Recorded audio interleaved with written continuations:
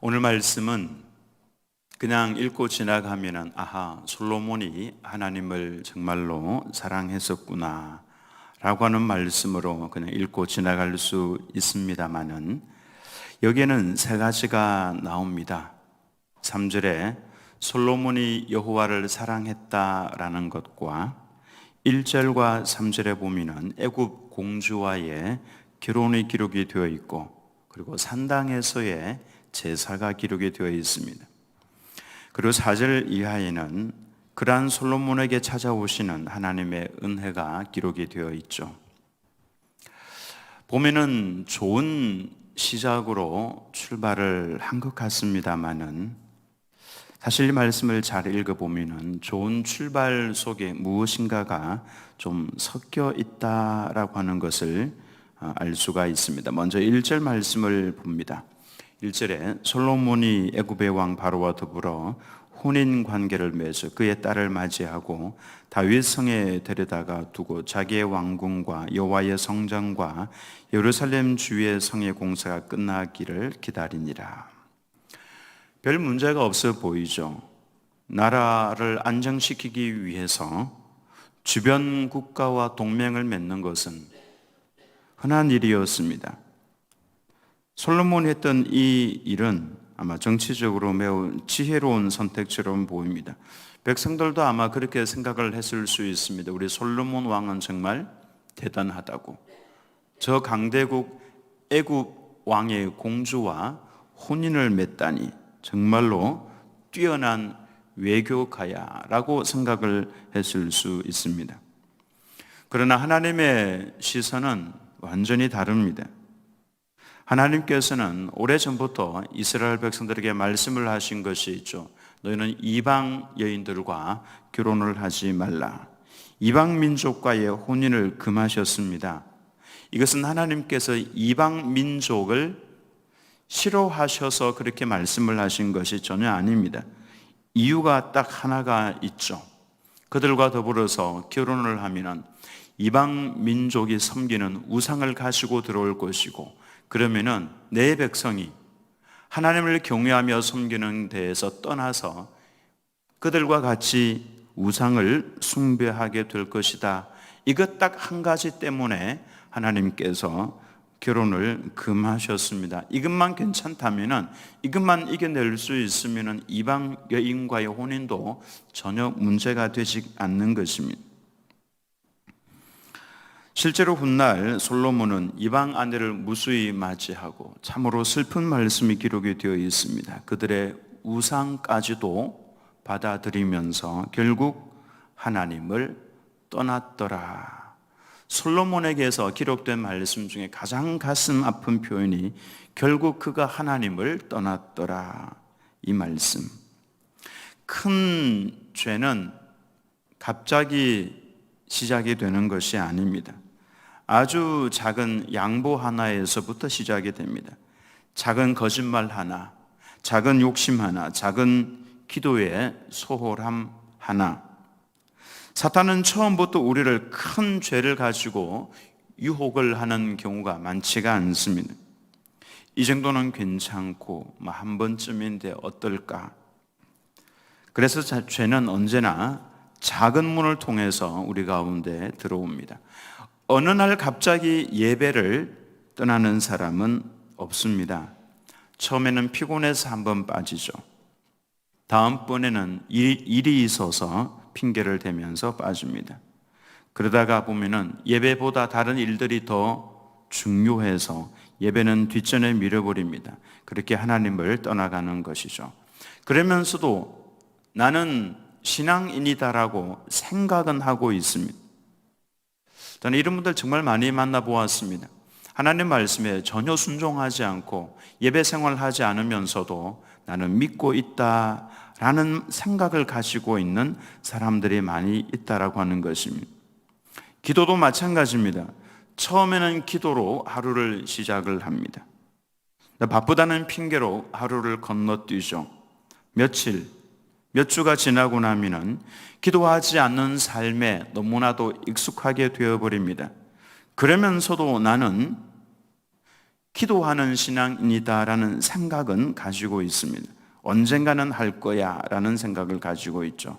사실은 하나님에게서 조금씩 멀어지고 있는 것입니다. 저는 이 말씀을 준비하면서 참 감사한 것은 성경이 사람에 대해서 미화하지 않고 있다라고 하는 것입니다.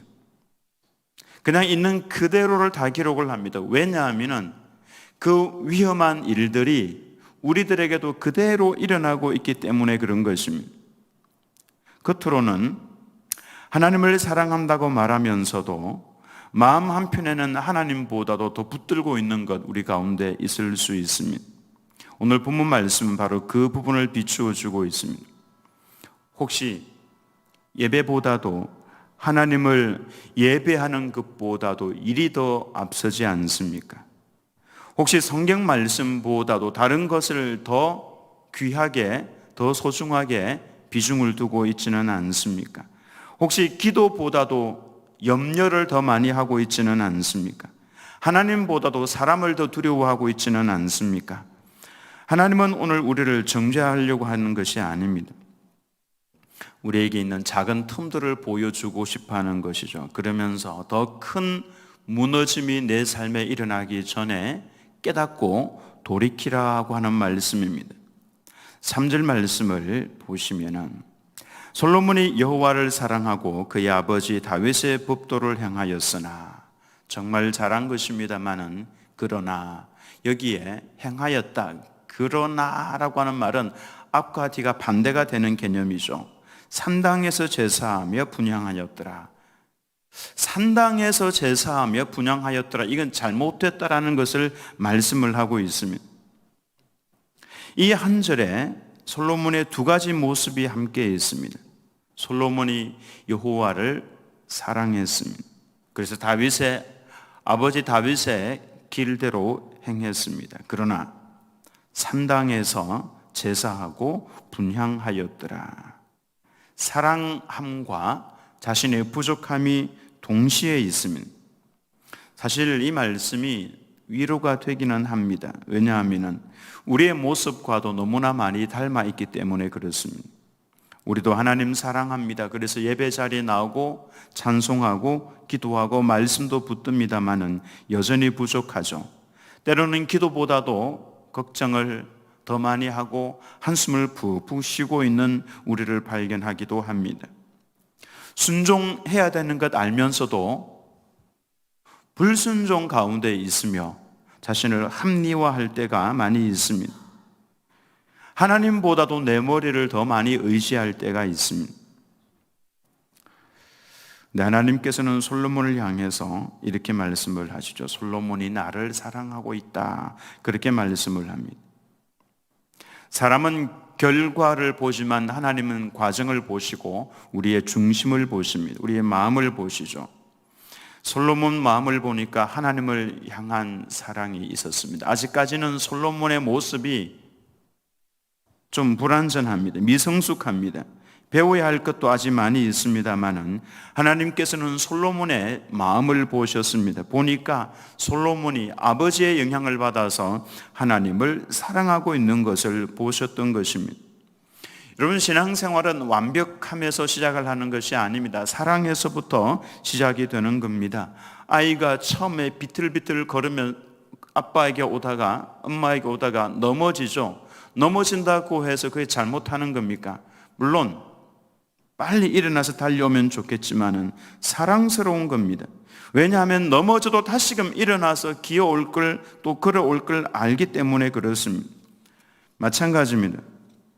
우리도 신앙생활 하면서 넘어질 수 있습니다. 실수할 수도 있습니다. 그래도 하나님께서 이쁘게 보시는 이유는 다시금 일어나서 하나님께로 걸어갈 것을 알기 때문에 그렇습니다. 우리가 여기에서 꼭 기억하고 지나가야 할 것이 하나 있습니다.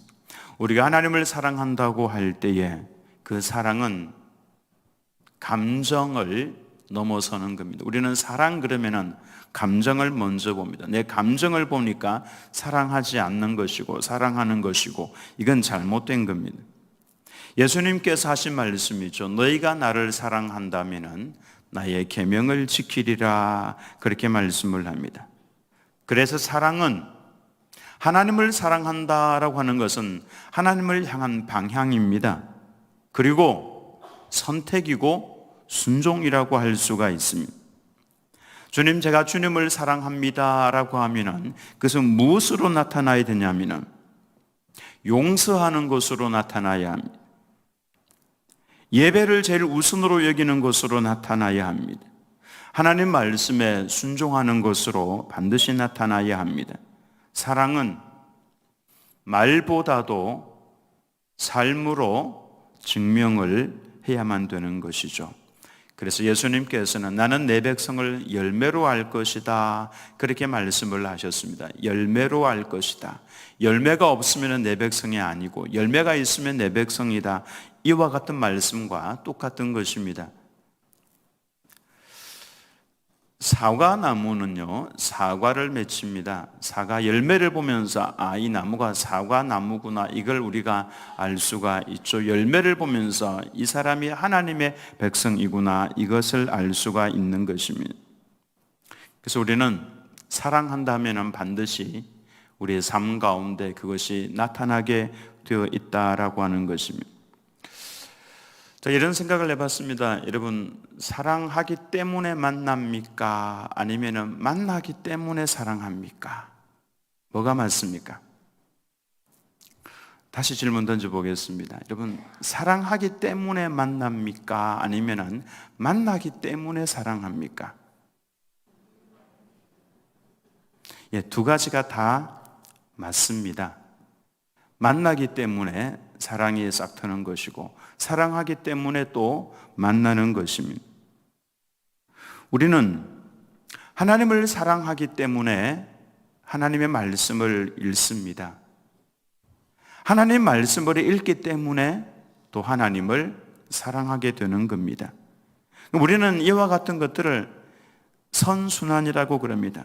서로 엮여져 가지고 사랑하기 때문에 말씀을 읽는 것이고 말씀을 읽기 때문에 하나님을 더 사랑하게 되는 것이고 하나님을 사랑하기 때문에 기도하게 되는 것이고 기도하기 때문에 하나님을 더 사랑하게 되는 것이고 그와 같이 되는 겁니다.